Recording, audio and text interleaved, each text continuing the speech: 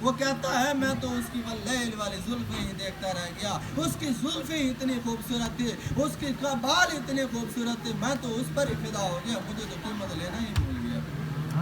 ایسی شانوں والے میرے نبی۔ تیسرے سے پوچھا گیا تو اس کی قیمت وصول کر لیتا، تو بھی تو یہاں تھا۔ یہ آپس میں ایک دوسرے کو سب بھی بیان کر رہے ہیں، وہ کہہ رہے ہیں تو قیمت وصول کر لیتا، وہ کہتا ہے تو قیمت وصول کر لیتا۔ آؤ سنیے گا اس شخص کے جواب۔ خدا کی قسم وہ شخص کہتا ہے لوگوں سن لو، وہ اس شخص کا وہ دہا والا چہرہ دیکھتا رہ گیا، جس شخص کا چہرہ اتنا خوبصورت ہے، جس شخص کا چہرہ اتنا روحانیت والا ہے، جس شخص کا چہرہ اتنا حسن و جمال والا ہے، وہ شخص ہمیں کیسے بھلا سکتا ہے؟ میں تو اس شخص پر اتنا فدا تھا، میں اس قیمت لینا ہی بھول گیا بغیر قیمت وصول کیے۔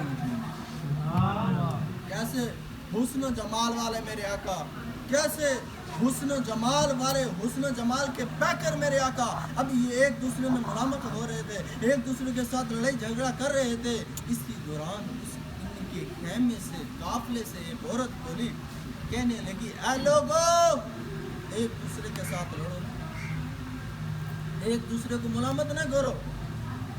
لوگوں نے پوچھا خیر ہے تجھے اے خاتون، اے عورت، تو کیسے ثابت کر سکتی ہے کہ ہم آپس میں نہ لڑے؟ عورت نے کہا کہ میں نے اس شخص کو دیکھا ہے، یہ شخص تمہیں دھوکہ نہیں دے سکتا۔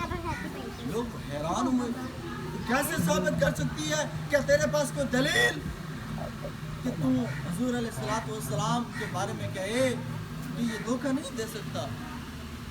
اس نے کہا جی ہاں، میں نے اس شخص کے چہرے کو دیکھا۔ توجہ کیجئے گا، میں نے اس شخص کے چہرے کو دیکھا ہے، اس شخص کا چہرہ اتنا حسین و جمیل ہے، یہ شخص تمہیں دھوکہ کیسے دے سکتا ہے؟ میں نے 14ویں کے چاند سے اس کے چہرے سے تشبیہ دی، معائنہ کیا، میں نے 14ویں کے چاند کو بھی دیکھا، میں نے اس شخص کے چہرے کو بھی دیکھا، پھر اس شخص کے چہرے کو دیکھا، پھر میں نے 14ویں کے چاند کو دیکھا، پھر میں نے 14ویں کے چاند کو دیکھا، پھر میں نے اس شخص کے چہرے کو دیکھا۔ خدا کی قسم سنیے گا، جب میں نے معائنہ کر لیا، جب میں نے مشابہ کر لیا، معائنہ کرنے کے بعد میں نے اس 14ویں والے چاند سے زیادہ اس شخص کا چہرہ حسین و جمیل تھا۔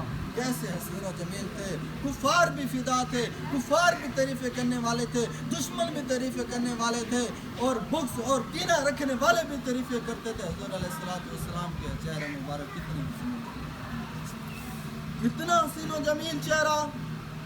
آؤ سنیے عروہ کیا کہتے ہیں۔ یہ صلح حدیبیہ کے مقام پر آئے، انہوں نے اپنے تمام معاملات حل کیے۔ جب یہ مسلمانوں کے پاس آئے، مسلمانوں کے پاس اپنے تمام معاملات کو حل کر لیا، حل کرنے کے بعد واپسی چلے گئے۔ جب یہ واپسی گئے